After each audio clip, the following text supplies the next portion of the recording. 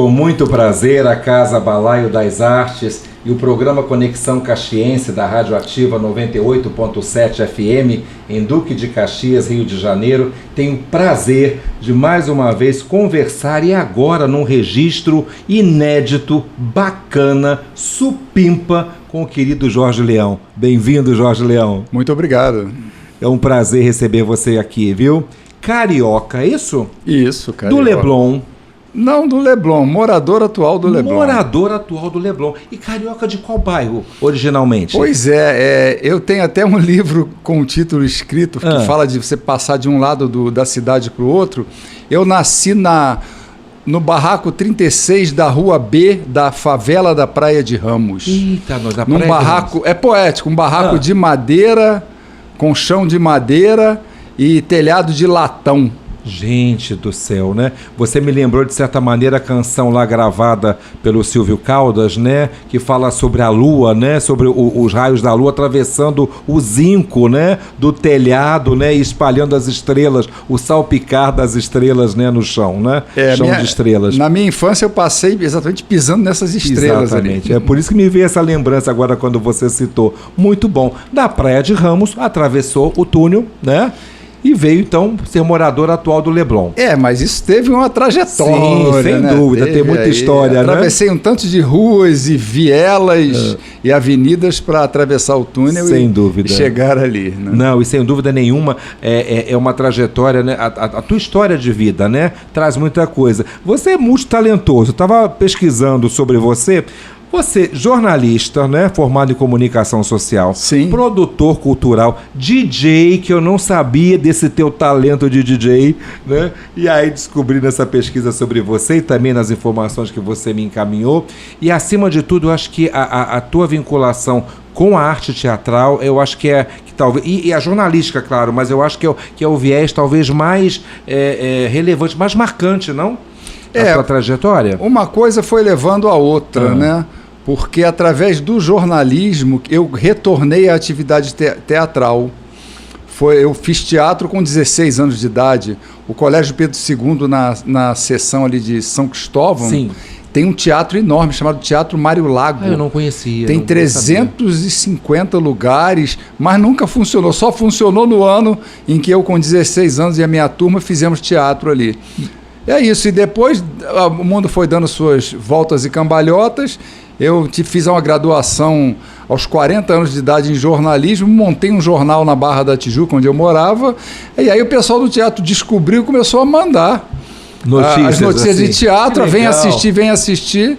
Enfim, aí a minha volta ao teatro foi nessa base aí, nessa história. E você também teve uma publicação, né? Uma revista voltada para teatro também, não é? Com venda de ingressos, com divulgação de peças também, não? Como é que funcionava isso? Eu sou aquele característico empreendedor, né? Quem me conhece sabe disso. Então, uma época ainda não tinha a revista Guia de Teatro Carioca, né? O meu guia impresso, e eu tive a ideia de poder fazer uma revista em que ficasse nas bancas de jornal com um desconto. Você descontava, comprava por R$10 na época, e tinha direito a um monte de descontos e sorteios de gratuidade. Mas eu enfrentei um problema que eu não conhecia, passei a conhecer.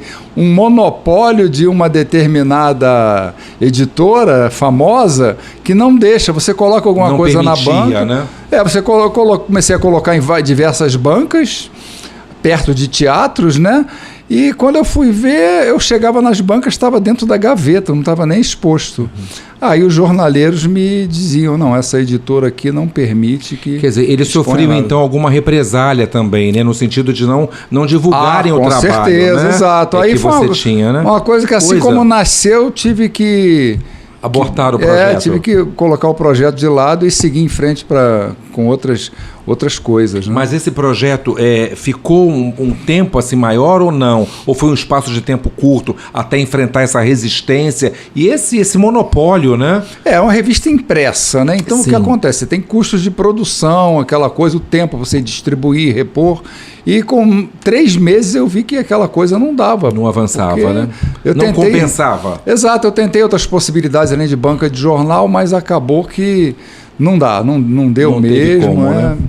Mas que bom, o Jorge Leão fez referência ainda há pouco ao Guia de Teatro Carioca, que é esta publicação aqui, essa edição atual do mês de junho de 2024. Estamos hoje no dia 12 de junho de 2024, Dia dos Namorados, né? E nessa publicação tem todas informações sobre peças teatrais em várias áreas do Rio de Janeiro, né? Em vários bairros do Rio, além de anúncios outros, né? Quer dizer, em vários teatros, né?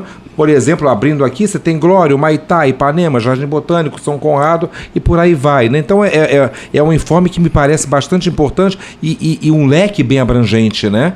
O que acontece? Basta acontecer uma peça de teatro, atividade de teatro em qualquer espaço na cidade do Rio de Janeiro, qualquer espaço carioca, que basta mandar o release do evento, da peça, que eu publico na revista. Maravilha. Faço questão.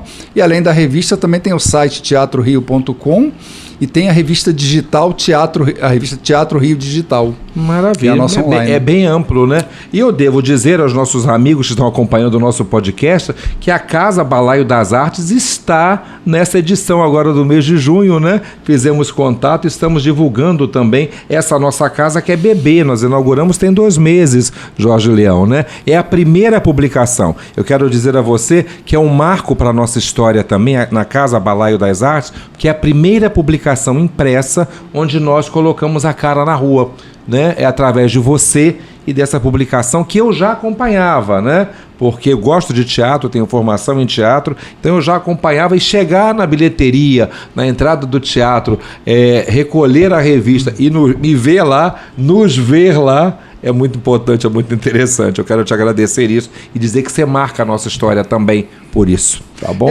Uma das alegrias que eu tenho, Márcio, é exatamente isso, que essa revista ela realmente marcou a vida de pessoas, a carreira de pessoas. Uma das coisas que acontece periodicamente, pessoas me ligando dizendo, olha Jorge, eu acabei de tirar o meu DRT aqui na minha cidade, olha que barato. Porque aquele período, aqueles anos ou meses que eu morei no Rio de Janeiro e fiz peças de teatro, meu nome constava ali nos releases, no roteiro da revista. Então, eu juntei esses documentos e pude tirar o meu DRT. Que maravilha. Então, né? Ajudar as pessoas de alguma forma dentro desse meio tão difícil que é o meio artístico é a minha maior alegria através dessa revista. Pois é, que maravilha, né? Você trabalha com essas produções nessas áreas desde 2000, é isso? Desde o ano 2000?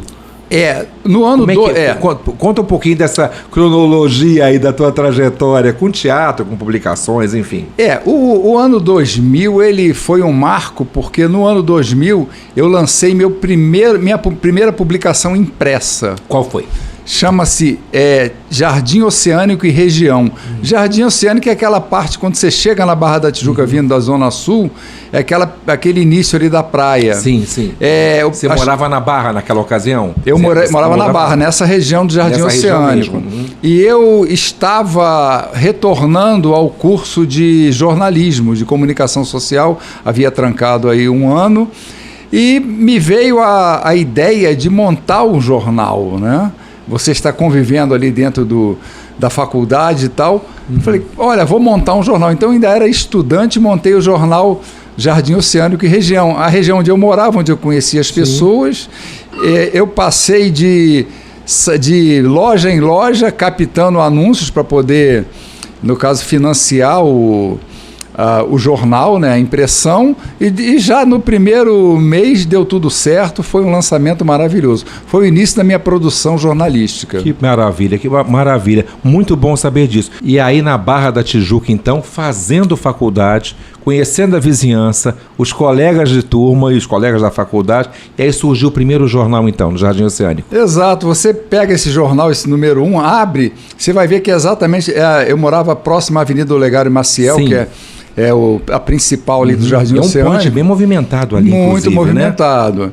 E aí você vai ver que a primeira página, na página 2, já tem um anúncio da loja número 20. Aí depois da loja 22, depois da loja 30. Então eu fui na sequência captando os anúncios. E eu sempre fui muito bem recebido lá. Aí a última coisa que eu fazia era a capa. Falei, qual vai ser a capa? Aí a minha vizinha, uma modelo linda, convidei para ser a capa. E a coloquei embaixo de um desses letreiros que tem o nome da rua, né? Sim, sim. Com o nome do Olegário Maciel. E ela apontando lá pro letreiro. Essa foi a minha capa. Que maravilha. Você tem dessa edição? Você guarda esse material impresso? Que conta a tua trajetória? Sim, você tem sim, isso? É fundamental. Que maravilha. É fundamental. Se você puder depois, manda uma foto pra gente acrescentar na nossa entrevista dessa capa, dessa primeira edição. Sim, claro, né? com Já certeza. que estamos fazendo referência aqui pros nossos amigos, quer dizer, eu acho interessante ilustrar, porque tudo isso é uma construção, não é? É um processo. Claro, na medida que o Jorge Leão, pessoa, indivíduo, né, empreendedor, né, jornalista, vai crescendo, isso tudo vai contando, né, o que a gente ainda há pouco falava aqui numa entrevista anterior, da tua vivência, da tua experiência. É isso que interessa, né, a todos nós, né? Cada um traz essa bagagem, né? Com certeza. Cada pessoa que a gente olha na rua é uma história. Sim, sim. É uma história. Eu gosto muito de uma canção da Marisa Monte que fala que nós temos, ou que nós somos, um infinito particular. Não é? Cada um de nós é uma imensidão de possibilidades, de escolhas, né? De realizar ou não realizar, de seguir por esse caminho ou por aquele outro. Então eu gosto muito dessa expressão. Cada um é um infinito particular. Não, maravilha, essa expressão é maravilhosa. Eu acho isso fantástico.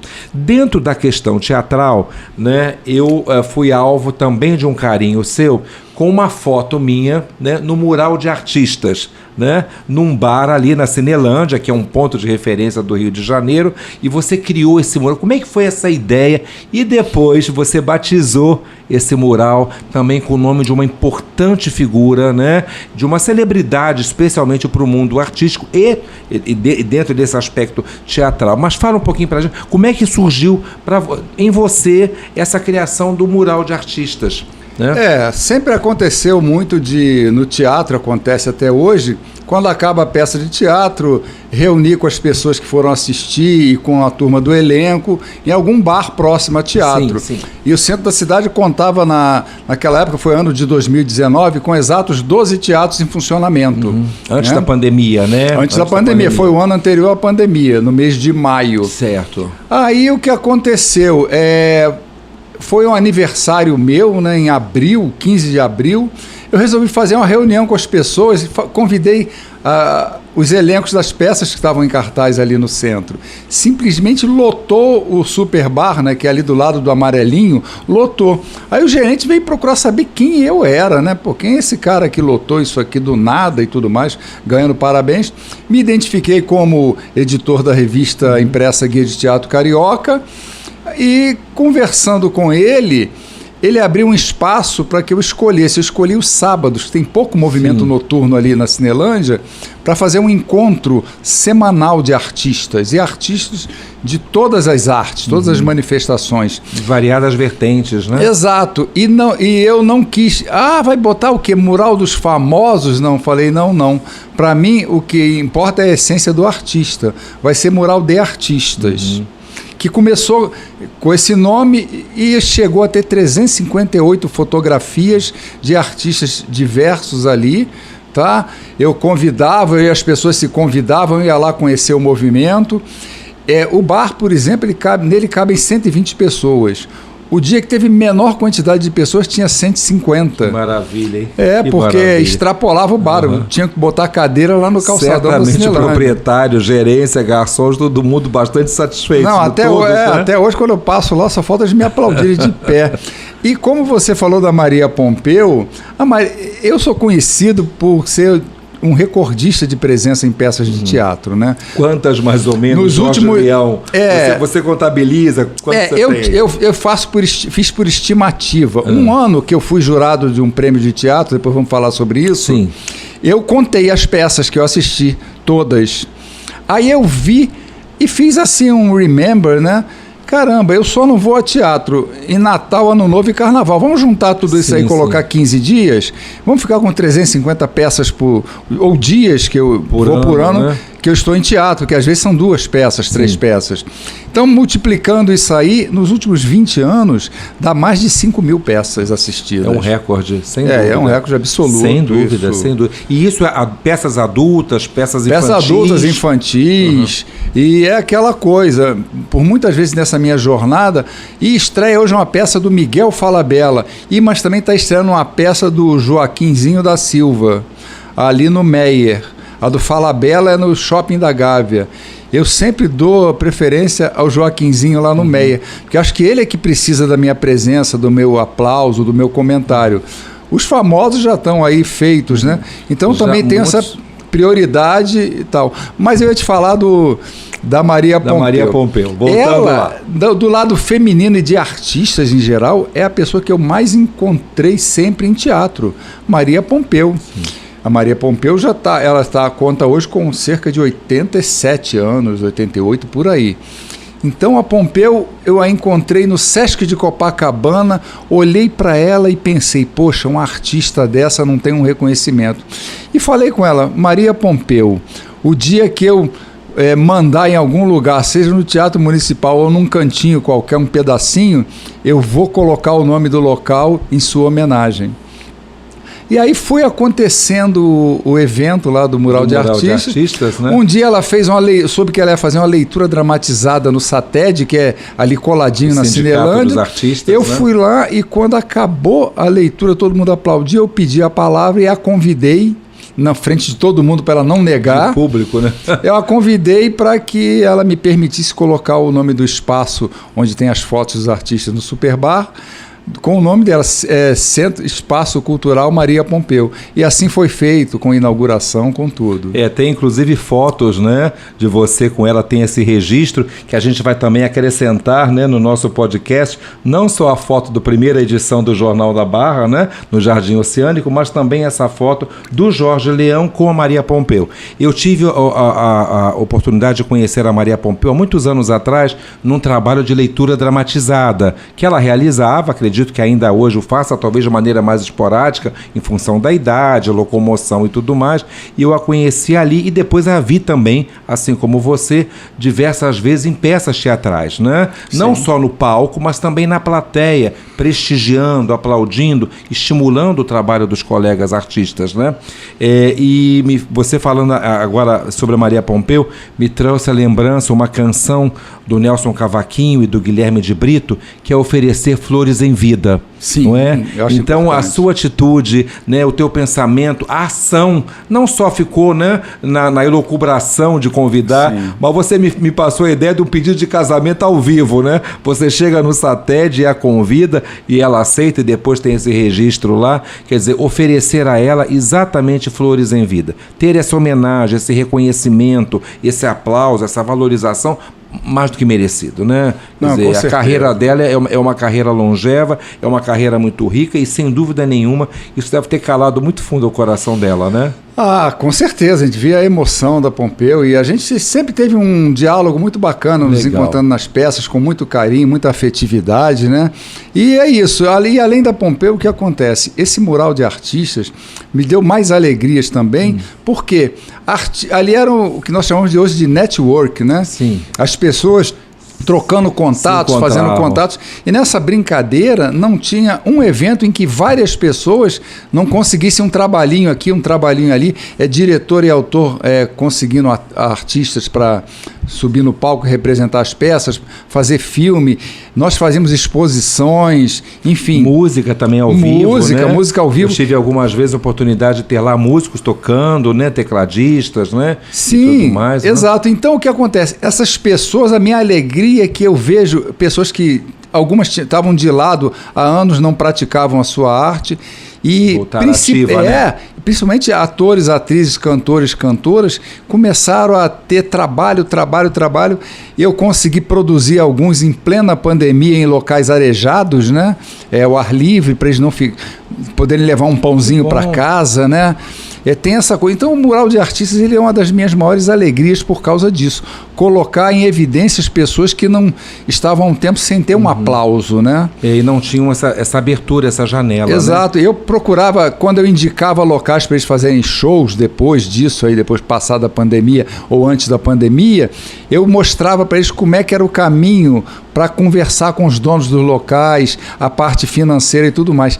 Então, olha, Márcio, hoje para onde eu olho tem show dessas pessoas acontecendo, atrizes e atores que já foram cooptados por produtores, já fizeram inclusive parte da capa da minha revista. Que maravilha. Entendeu? Tem que fazer um podcast só sobre o mural de artista, porque eu vou lembrando as histórias, né? Enfim, aí você que vai me dizendo, né? Muita trajetória, né? Agora, veja só, você pretende ou tem ideia de reeditar o mural de artistas em algum outro local por hora, ou isso ainda não está sendo cogitado, ainda não surgiu esse lugar ou esse local que bata no teu coração e que diga, vamos reeditar o mural? Porque já não está mais no Superbar, né? Não acontece mais lá, né? O que aconteceu o Superbar, quando finalmente liberaram as pessoas do uso da máscara, sim, eu tentei durante 6 meses reeditar o mural de artistas. Mas aí o que aconteceu? Aconteceu uma coisa que eu acho burrice de uma parte da classe artística, ficar endeusando políticos, sejam eles de direita, esquerda, centro, em detrimento das suas próprias convicções e da sua própria arte. Sim. Então o que aconteceu? Um monte de gente por convicções de política, briga de política, uns porque queriam colocar a ausência deles das ruas, ficar em casa, como o que eles chamam de um ato político, com o que eu não concordo. E outras pessoas, Jorge, mas eu vou lá e agora está esse negócio de política, polarização, vai ter confusão, eu não quero ir mais em lugar que tenha muita gente. Se expor, né? Exatamente. Aí nessa brincadeira toda, a essência, a coisa que é essencial, que era o movimento, ele caiu. Então, claro, se eu pudesse, eu estalava os dedos agora e recomeçava tudo. Mas aí eu percebi que isso tem que ser feito de uma outra forma, talvez em outro local, em outro ambiente, e de outra forma. Há várias possibilidades na minha cabeça, mas eu estou mais naquela de deixar acontecer ou de repente receber alguma proposta para começar a reeditar, talvez nem com esse nome, não sei, né? Mas com a mesma essência que é valorizar o artista. Entendi. Eu acho que é bastante expressivo isso que você colocou, né? Há de chegar essa oportunidade, quer dizer, em vez de você ir ao encontro agora, porque você já empreendeu, já trouxe, já existe, né? Já existiu, a ideia é muito válida, da homenagem, do aplauso, do reencontro, né? Da afetividade entre os artistas, né? Essa possibilidade de encontrar-se, de trocar, inclusive trabalho, né? Sim, claro. Manda jobs, né? Então manda trabalho, né? Com certeza. Então eu acho que é interessante isso, de repente, de fato, de essa oportunidade vir de novo até você. Me ocorreu uma ideia aqui, mas a gente vai depois conversar melhor sobre isso. Que bom, que bom. E me fala uma coisa, agora o Jorge Leão, né, dos esportes. Você tem um trabalho na praia, além de uma formação, né, específica em educação física e até mesmo com uma extensão, uma pós-graduação, não é, na área de esportes. Como é que é isso? Porque você é um cara alto. Qual é a sua altura? 1,90 m. 1,90 m. Pois é, senhores amigos, 1,90 m o rapaz tem. Você jogou vôlei, basquete na tua juventude. E como é que foi essa questão da paixão pelo esporte? E eu queria saber dessa ponte, o produtor cultural e o esportista, né? O que se forma e atua nisso até hoje, né? Sim, essa Como coisa... Como é que foi essa ponte? Como todo garoto, né? Ainda mais garoto passou a infância na favela, sim, né? Pé descalço ali, correndo atrás de bola de futebol. Eu tenho uma carreira, rapaz, como atleta profissional, jogador de futebol profissional. Mesmo? Por quais times? Conta aí pra gente. Na verdade... Certamente o Botafogo. Maravilha, botafoguense, campeão. O Botafogo ele faz parte da história. Faz parte. Então, mas faz parte. Eu com 14 anos de idade, quando o Roberto Dinamite estava surgindo no Vasco com 20 anos, né? Foi até campeão brasileiro nome, né? E tal. 14 anos, o Wilsinho, ponta direita, que eles chamavam de xodó da vovó. Sim. Falou com meu irmão, olha, eu vi aquele teu irmão ali, o Jorge, jogando um futebol e tal, aquele moleque, leva ele lá no Vasco tal dia, tal hora que eu vou apresentar. E nessa faixa etária você já tinha uma altura... 14 anos, bem alto, já me destacava, alto, 14 anos, bem alto. Aí nessa brincadeira, rapaz, eu fui lá eu era atacante, né, na pelada de futebol, fazia os gols.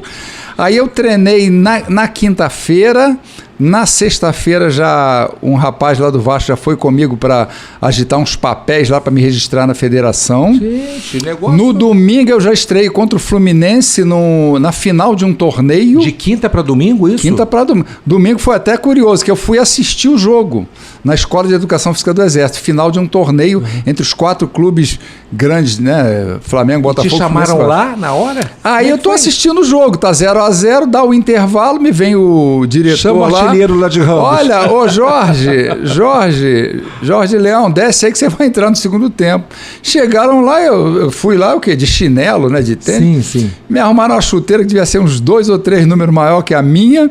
Eu botei lá e eu entrei lá no segundo tempo, deram uma bola para mim dentro da área, eu olhei aquela bola, eu chutaria pro gol, mas não, é muita responsabilidade. Passei a bola pro lado, pro outro atacante, ele fez o gol, ganhamos de 1-0. Então, em 3 dias eu fui de peladeira campeão de um torneio pelo Vasco. Que maravilha, né? Com um passe aí glorioso, né? Exato. Que acabou trazendo a vitória do time, né? Podia até ser feito gol ali, mas aí peraí, deixa eu tocar pro lado. Você resolveu ser modesto, generoso, né? Aí nessa brincadeira eu fui até os 18 anos, né, e tudo mais. Jogando futebol. Jogando, porque aquele cara alto, o atacante, então era o camisa 10 das categorias de base do Vasco, porque o camisa 10 do profissional era o Roberto Dinamite, né? Sim. Nossa, ficava lá vendo o Roberto treinar, enfim. Um ídolo, né? Um ícone até hoje. O Roberto Dinamite é aquela história, nada acontece por acaso. Acabava o treinamento do Vasco, eu lembro que o treinador era o Antônio Lopes, ele ficava com o Roberto ensaiando falta, chute a gol, treinamento de cabecear. O Roberto ficava lá pelo menos meia hora depois dos outros jogadores. Entendi. Né? À toa que se tornou o ídolo, grande, né? O maior nome do Vasco. O grande campeão. Então, né? Nessa brincadeira houve um hiato, que eu jogando lá pelo Vasco, acabaram fazendo uma seleção de quem ia continuar para o ano seguinte, eu sobrei nessa. Tem uma história aí que é meio triste, mas então vamos deixar ela de lado, que eu quero falar de alegria. No outro podcast você nos conta essa história. Aí, rapaz, eu tinha passado para o FRJ, para Educação Física na faculdade, cheguei na faculdade, já botaram a mão no meu braço, você não é o Jorge Leão que joga no Vasco? Falei, jogava, que eu saí. Então você pode disputar um campeonato universitário. Eu entrei faltando uns 15 jogos para acabar o Campeonato Universitário Carioca, fui artilheiro. E no ano seguinte convocado para a seleção brasileira universitária, para disputar a Universidade no México.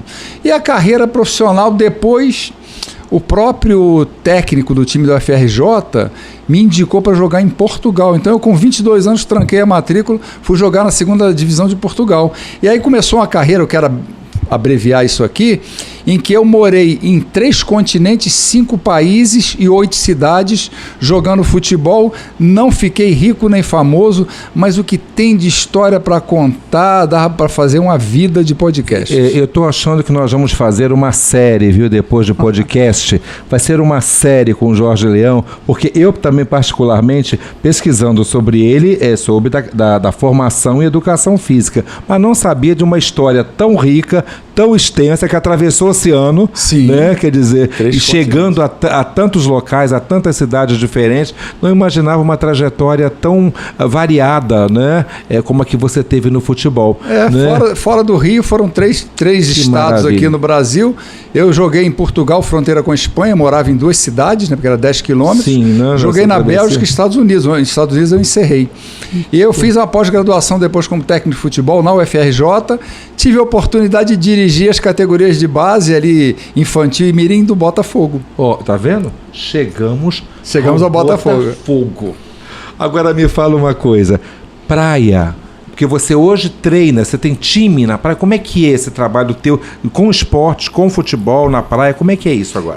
Conta pra gente aqui. Quando a gente mergulha muito fundo estudando uma matéria, que no meu caso foi essa pós-graduação na Educação Física, e um monte de cursos que eu fiz curso na Escola de Educação Física do Exército, faço questão de frisar a parte científica desse pessoal lá da... Sim. É fabulosa, é um negócio... Né, à toa que até muito hoje, bem embasado, né? Não, até pouco tempo, as seleções de vôlei do Brasil treinavam lá. Agora tem um CT, parece, em Saquarema, mas era lá que acontecia. Então, o que acontece? Com esses cursos, essa elaboração, eu comecei a me inclinar a trabalho individualizado. Então, hoje, qualquer esporte da praia, que você tem na praia, na areia, eu faço trabalho de iniciação esportiva. E, paralelo a isso, preparação física na areia, com movimentos naturais. Eu não levo nenhum aparelho de nada para areia, nenhum colchonete que seja. É o corpo presente, o corpo, ali, né? Utilizando ali o que tem. Ali tem areia, tem um poste de uma trave de voleibol ali, tem a escadaria, que eu dou aula ali na Praia do Leblon, tem aquela escadaria. Então eu utilizo todos os meios ali, a própria água, obviamente, para fazer esse trabalho de preparação física, além dessa parte esportiva. Em que altura da Praia do Leblon? Que é para as pessoas saberem onde te encontrar, né? Durante a semana eu fico ali no posto 12. E me diga uma coisa, esse trabalho de iniciação, esse trabalho com o corpo, né? Que é um autoconhecimento, né? Sim, exatamente. É necessário se autoconhecer.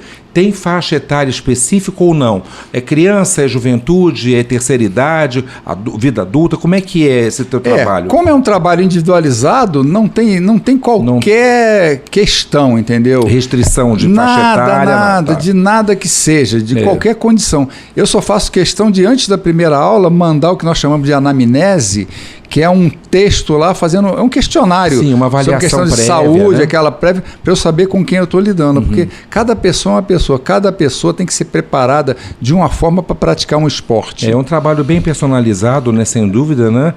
E um trabalho, quer dizer, com essa avaliação prévia, oferece a você e a quem vai se propor a realizar um trabalho assim uma segurança, né?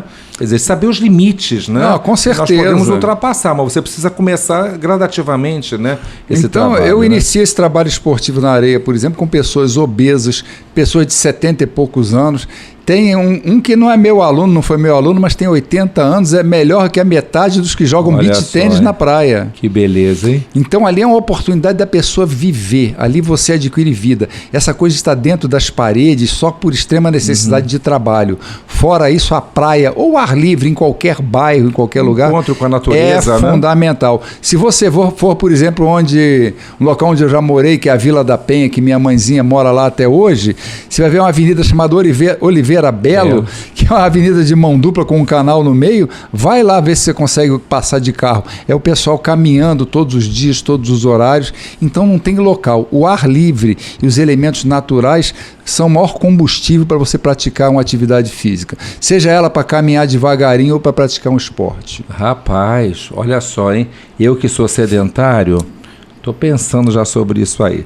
E você falou da Oliveira Belo, eu morei próximo a essa região, porque eu morei em Irajá, não é? Em Vista Alegre, então são bairros vizinhos, né? Vila da Penha, né? Já passei algumas vezes na Oliveira Belo, né? E virou também um polo gastronômico muito grande ali, né? Sim, sim. E vi de fato isso que você acabou de relatar, né? Tem uma pequena faixa, né? Para as pessoas correrem ali no entorno, na lateral daquele canal que atravessa a via, exato, né? E tá todo mundo ali, é concreto, é prédio, é asfalto, né? Não tem esse contato com a natureza, com o mar, com ar livre, enfim, com vegetação e tudo mais, mas as pessoas praticam atividades esportivas, o que é extremamente saudável, né? Sem dúvida, né? E essa coisa saudável não é só na parte do esporte. A Oliveira Belo, com esse movimento, as pessoas passaram a cuidar mais do canal que passa ali. Sim. Então você olhava quando eu era garoto, eu olhava aquele canal, a coisa suja, meio abandonado, fedendo, né? Às vezes e tal. Nunca mais, todas as outras vezes que eu passei, e minha mãe até algum tempo caminhava ali também. Ela dizia, não tem sujeira no canal, não tem sujeira na calçada, não tem mau cheiro mais. Que maravilha. Então, você vê que o esporte leva a parte de ecologia também junto com ele. Por isso que eu falo, gente, tem que estar no ar livre, praticando um esporte, praticando uma atividade. E é muito interessante, me salta aos olhos, a questão nas duas atividades que me parecem, né, primordiais na tua vida, na tua história, né, a parte cultural, a divulgação da cultura e também na parte esportiva, o congraçamento, né? O convívio, o encontro com o outro, né? A troca com o outro, né? É fundamental. Às vezes tem as pessoas que falam, mas ninguém tem nada a ver com a minha vida. Me desculpe, mas tem sim. Porque a partir do momento que você vive em sociedade, você tem que respeitar o espaço do outro. Então, quando alguém me fala, não, mas eu, por exemplo, os fumantes vão ficar bravos comigo. Que eu fumo e ninguém tem nada com isso. Tem sim. Você fuma e você é o atendente da padaria. Se eu chegar, aí a padaria tem 3 atendentes. Fumar é um ato que deixa você mais predisposto à doença. Aí você vai adoecer, vai faltar na padaria. Quando eu for lá tomar o meu café no balcão, ao invés de 3, tem só 2 pessoas. Então aquilo vai me atrasar o tempo, vai sobrecarregar os teus colegas de trabalho. Então eu foco muito isso quando eu converso com as pessoas e nas minhas atitudes. Tem que ser tudo em prol da comunidade. Eu há pouco falei sobre meu repúdio, essa coisa de pessoa idolatrar político, né? Então, eu tenho isso. Quem me conhece de tempos fala, Jorge Leão, você é o maior socialista que eu conheço, só que sem o viés de partido político. Entendi. Essa questão da coletividade, né, é muito importante. Exato, nós vivemos em sociedade, como você bem colocou, e é muito importante, né, digamos assim, tem os limites, né, dessa convivência, né? Sim, nós temos limites. Isso é física, é a lei da impenetrabilidade dos corpos. Dois corpos não ocupam o mesmo espaço. Então existe dá atrito. Você está numa metrópole como a cidade do Rio de Janeiro, é atrito o tempo todo no transporte público, na rua, e no corredor do prédio. Então, para que esse atrito diminua, as atitudes das pessoas em termos de educação real e não de educação social, às vezes, né, de termos sociais, é fundamental. Eu costumo dizer, gente... Jorge, você no WhatsApp você não dá bom dia, boa noite, boa tarde e tal. Você não tem educação. Aí eu falo, gente, bom dia, boa tarde, boa noite é convenção social. Muitas vezes uma pessoa fala isso para outra e não está nem desejando. Isso é convenção social. Educação é você respeitar o espaço do próximo, o espaço olfativo, quando você não joga a sua fumaça de cigarro ao léu, olha eu de novo com os fumantes. O espaço sonoro, quando você não abre o som na tua casa para 1000 decibéis. E o espaço mesmo de convivência física, sabe? Isso é muito importante para mim. Mas você usou um termo difícil, hein? Impenetrabilidade dos corpos. Porque a gente pensa que não vai estudar física quando vai fazer educação física. Tem essas coisas. Pois eu achei muito interessante também a sua abordagem no que se refere ao tabagismo, né, ao fumo. Agora, 31 de maio, foi o Dia Mundial de Campanha Anti-Tabagismo.